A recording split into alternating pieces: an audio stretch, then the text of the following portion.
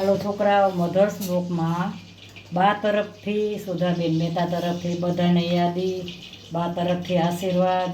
આજે 26 એપ્રિલ છે. આજે 26 એપ્રિલ છે. સવારનો બ્લોગ હું બનાવું છું. આજે છોકરાઓની પરીક્ષા અમારે હવે પૂરી થઈ ગઈ છે. બધાની ત્રણેય છોકરાની પરીક્ષા પૂરી થઈ ગઈ છે. અને મારી તબિયત છોકરા ખૂબ જ બગડી ગઈ હતી, ખૂબ જ. એટલે એમાં એવું થયું કે હું છે ને, મેં આખું ઘર સાફ કર્યું, બધું આખું ઘર સાફ કર્યું. કારણ કે ચોમાસું ગયું હોય, શિયાળો ગયો હોય, એટલે ઘર તમારું બંધ હોય. એટલે મેં અત્યારે આ તપાવવાનું બધું આપણે હારે હોય ને, થોડુંક આપણે ઓવરટાઈમ કહેવાય છે, બેંકમાં ઓવરટાઈમ હોય એમ. તો એ બધું કરીને એમાં હું પડી ગઈ બીમાર, બહુ જ બીમાર પડી ગઈ. બીમાર એવી પડી ગઈ ને કે મારે આઈસીયુમાં દાખલ થવું પડ્યું. તો મેં કામ કર્યું બધું. પછી મારી તબિયત સરસ હતી ને, એકાએક મને ચક્કર આવવા માંડ્યા, બહુ જ ચક્કર વધી ગયા, અતિશય વધી ગયા. એક તો રવિવાર, કોઈ ડૉક્ટર મળે નહીં, કોઈ ડૉક્ટરને ચક્કર અતિશય. બીપી લગભગ 180 બીપી થઈ ગયું મને. હવે ઉંમર છે મારી 73 વર્ષની ઉંમરને 180 બીપી થઈ ગયું એટલે બહુ કહેવાય.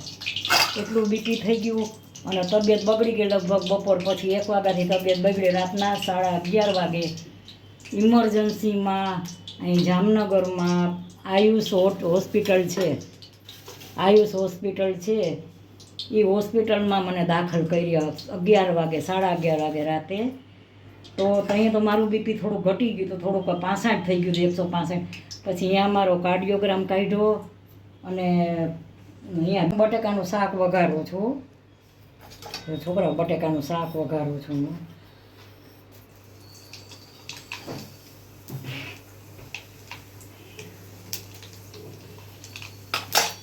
આ બટેકાનું શાકમાં મેં રાઈ નાખી છે.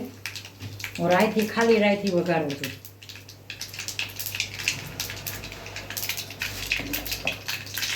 જ્યાં રાઈ ફૂટી જશે ને પછી એમાં હિંગ નાખું.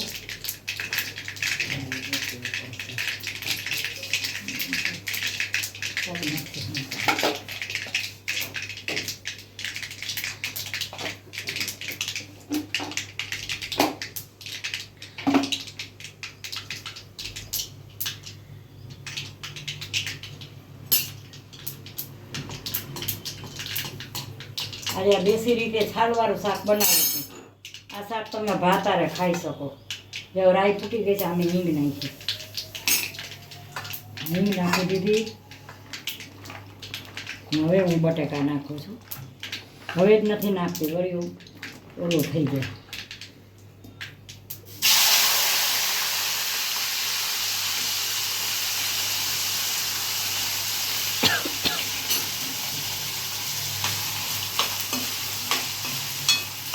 જો હાઈ ક્લાસ વઘાર આવ્યો. હવે આમાં હું મસાલા કરીશ. ગેસ ફૂલ કરી દે. આજ ઘણા દી હું આવી છું. પછી રાતના 11-11:30 મને દાખલ કરીને ઇન્જેક્શન, કાર્ડિયોગ્રામ કાઢ્યો, ગોળી આપી, ઇન્જેક્શન દીધું. પણ સારું થયું. પછી મને રજા આપી રાતના. એટલે બહુ તબિયત અતિશય બગડી ગઈ હતી. હવે તો સારું છે, હવે તો સારું છે ને હું પાછી અત્યારે આજે વિડીયો બનાવવા આવી ગઈ છું. ટમેટા નાખ્યા, આ મીઠું નાખ્યું, આ હળદર નાખ્યું મેં. ચમચી છે છતાંય જુઓ વાપરું છું. કારણ કે અમારી ટેવ જૂનવાણી હોય ને, આ મરચાંના કટકા. આ બહુ સરસ શાક. એમાં હું સાકર નહીં નાખું. જો કેટલું સરસ થયું. હવે આ શાક બની જશે ને પછી હું તમને બતાવીશ. હજી જો આ લોહીયા સામું ન જોતા, બારી રસોઈ સામું જોવાનું. રસોઈ કેવી ફાઇન બને છે મારી. બસ આ બટેટું છે, ખરાબ નથી. આમાં છે ને હું આ બની જશે ને પછી કોથમરી નાખીશ. અને હવે ભાત મૂકું છું. જો આ 2-3 પાણીએ ભાત પલાળ્યા છે મેં. 2-3 પાણીએ ધોયા છે, ભૂલી ગઈ, સોરી. 2-3 પાણીએ ધોયા છે ને હવે હું આ પલાળી અને હવે અડધી કલાક પલાળ્યા છે ને હવે હું બનાવવા આ ભાત મૂક્યા છે. આ શાક બને છે હાઈ ક્લાસ. જો આમાં સાકર નથી નાખી અને હું ધાણા જીરું નાખું છું. આ બટેકાના શાક અને ભાત આરે બહુ મજા આવે. જેમાં હું રસો કરીશ. હવે આ બને ને પછી આગળ બતાવું. આ ભાત બને છે. જો આ ભાત બને છે. આ સરસ ભાત એવા ફાઇન ગરમ પાણીને પલાળ્યા. ભાત બને છે ને તેલ મૂક્યું છે, આમાં તેલ ને ઘી બેય મૂક્યા છે. હું કઢી બનાવું છું.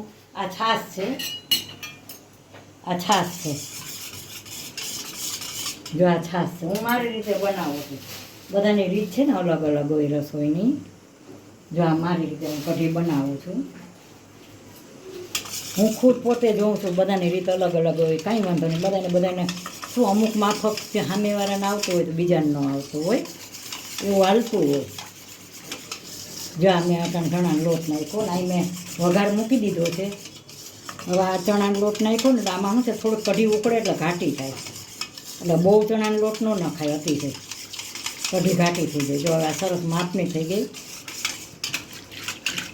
અમારા વખતમાં તો છે ને ઓલી લાકડાની ઝેણી હતા, લાકડાની ઝેણી. મારો મધર્સ બ્લોક છે, જે પહેલી વાર કે ગમે ત્યારે જોતા હોય તો મારો મધર્સ બ્લોક છે. અને મારી ઉંમર છે ને છોકરા 73 વર્ષની ઉંમર છે, 70 ઉપર 3 વર્ષ. હું 2.5 વર્ષથી આ બ્લોગ બનાવું છું. 2.5 વર્ષ થયા. મારા 950 સબસ્ક્રાઈબર છે, મારા 950 સબસ્ક્રાઈબર છે. હું મહેનત બહુ કરું છું, મને બહુ ગમે છે, એટલે હું રિલે બનાવું છું. જો આ વઘાર મૂક્યો છે. હવે આ વઘાર આવી જાય એટલે હું આગળ આ બધું બનાવું છું ને એ બતાવું આગળ. જા લીમડો લીધો છે મેં. જો આ ગલકાનું શાક હજી બનાવવાનું છે અને ધોવાનું છે, સુધાર્યું છે. આ લીમડો વઘારમાં મૂકવાનું છે થોડો. હમણાં વઘાર આવી જાય ને જાના કટકા કરી અને વઘારમાં મૂકીશ. આજે ખાસ આવી છે, મને બહુ શોખ રસોઈ બનાવવાનો. હવે તબિયત મારી થોડીક સારી છે એટલે મેં લાવ આજે હું બ્લોગ બનાવું. વઘાર આવી ગયો, જોઈ જો. હવે આવી ગયો વઘાર. હવે એમાં થોડીક છે ને હું મેથી નાખીશ.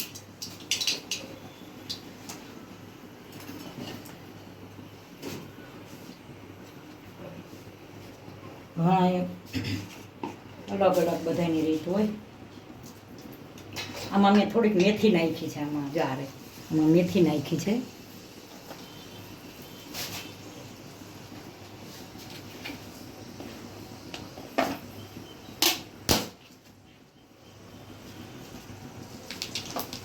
આ મેથી ના રાય,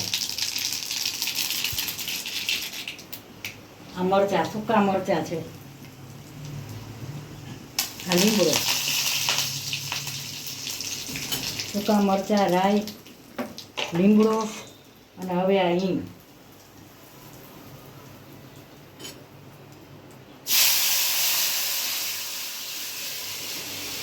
જ્યાં સરસ કઢી વઘારાઈ ગઈ. તમે મેથી મૂકો ને વઘારમાં તમારી કઢી સરસ જ થાય. હવે હું આમાં મસાલા કરીશ. તમે પહેલાંય મસાલા કરી શકો ને પછી એ કરી શકો. એવું આમાં કાંઈ એવું ન હોય. હળદર નાખી મેં, આ મીઠું નાખ્યું, હળદર ને મીઠું બે નાખ્યા મેં.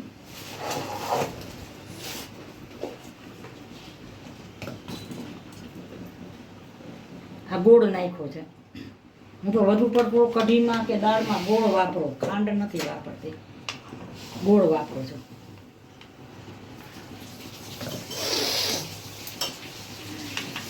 હવે આ કઢી છે ને સરસ વઘાર થઈ ગયો છે. હવે આને હું થોડીક અને આદુ મરચાંની પેસ્ટ. જો આ મરચાંનો વઘાર કરું ને, આદુ ને મરચાં છે, આદુ મરચાંની પેસ્ટ. જો બહુ સરસ છે. હવે આ મેં કઢી તૈયાર કરી છે. હવે આને ઉકળવા દઈશ ને એટલે આનો મેઇન સ્વાદ આવી જશે. ઉકળશે ને એટલે સરસ બની જશે. અને ભાત જુઓ, ભાત શું કહે છે, ભાત બને છે હજી. બાબુ લાવતો દીકા. જો ભાત બને છે. આ ભાત બની જશે એટલે હું ભાત ઓસાવી લઈશ. તમે ફૂલ ગરમ પાણીથી ધોવો ને ફૂલ ગરમ પાણીમાં પલાળો એટલે ભાત જોજો તમે કેવા ફાઇન બને, બહુ સરસ બને. હવે આ કઢી ઉકળે ને પછી બને એટલે બતાવો આગળને, ભાત ઓસાવો એટલે બતાવો. આ કઢી બની ગઈ છે બાની. હવે આ કઢી હું છે ને જો આમાં કઢી ઠલવું છું. બાબુ બહુ દીએ. હવે આ કઢીની અંદર જો આ બધે કોથમરી નાખશું. બહુ સરસ કઢી બની ગઈ છે. હાઈ ક્લાસ હવે કઢી બની ગઈ છે ને. હું ગલકાનું શાક બનાવીશ. જો આ ગલકાનું આર્યા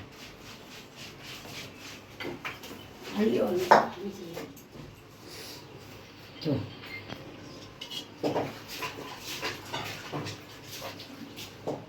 આ ગલકાનું શાક હું બનાવું છું હમણાં. આ કઢી બની ગઈ છે અને આ ભાત આવું હમણાં ઢાંકી દઉં છું.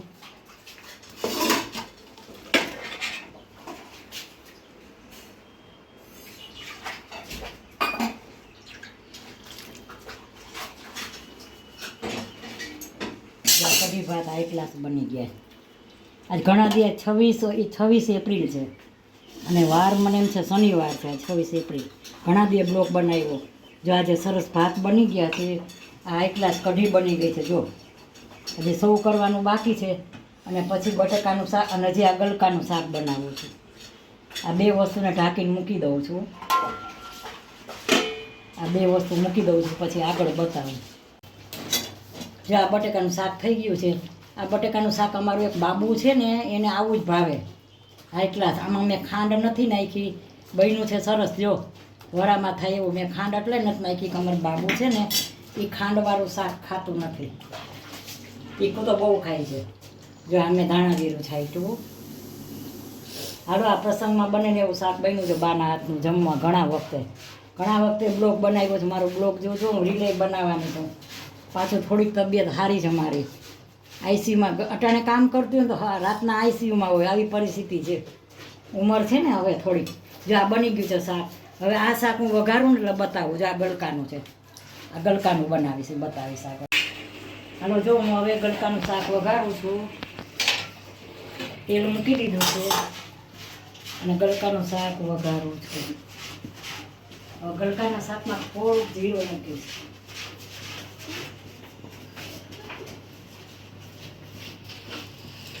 જીરું મૂક્યું છે થોડુંક મેં. આ રાઈ, આ હિંગ. હવે જા લસણ છે.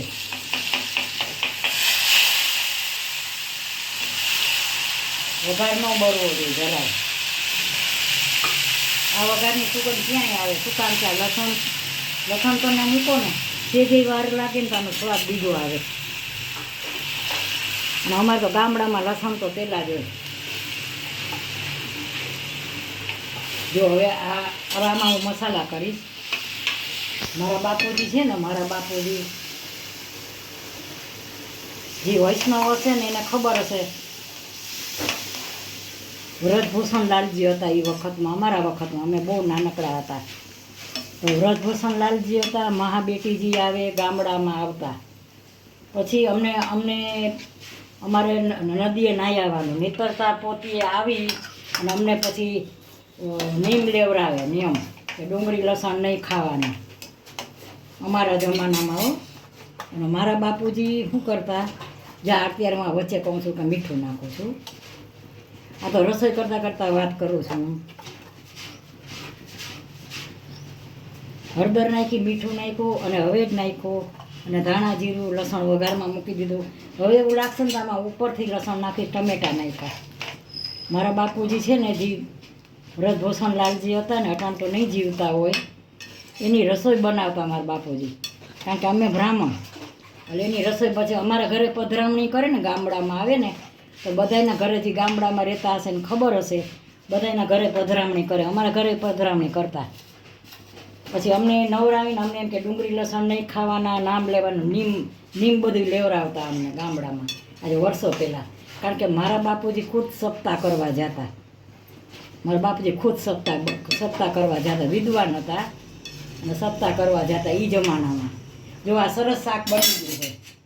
આ 60 વર્ષ પહેલાંની વાત કરું છું, 60-70 વર્ષ પહેલાંની. જો આ શાક કેવું બન્યું છે. હજી ચડ્યું નથી, ખાલી વઘાર્યું જ છે. બની જાય એટલે પછી જોજો આ શાક કેટલું મસ્ત બની જાય. હવે આગળ બતાવું છું. આ બની જાય ને પછી.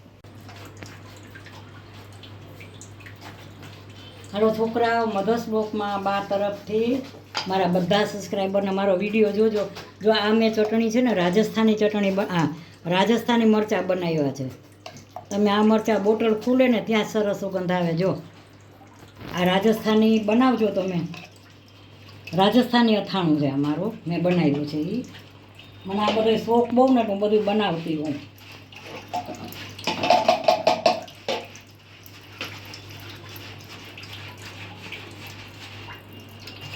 જો છોકરાઓ જો આ કઢી છે, મેં કઢી બનાવેલી બતાવી. આ બટેકાનું શાક રસાવાળું છે. આ રાજસ્થાની ચટણી છે.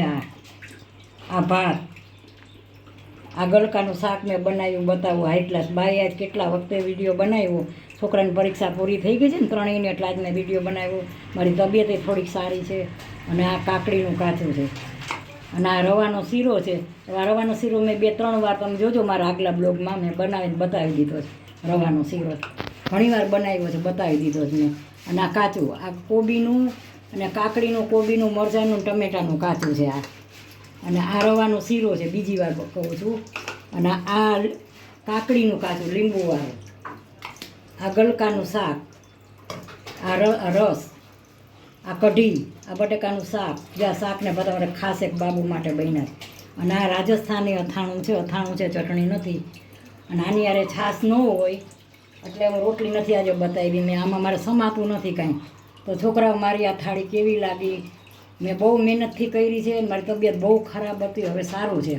તો મારી આ થાળી સારી લાગી હોય તો લાઈક કરજો, શેર કરજો, કોમેન્ટ કરજો અને સબસ્ક્રાઈબ કરજો. અને મારો વિડીયો શેર કરજો. અને આજે હું કદાચ રીલ બનાવીશ, મારા આગલી રીલ બધાય જોજો. આજે રીલ પાછી મોકલીશ. તો મારી કાંઈ ભૂલ હોય તો માફ કરજો. અને મારા વિડીયોને, મારી રસોઈને સબસ્ક્રાઈબ જરૂર કરજો છોકરાઓ. બાય બચો.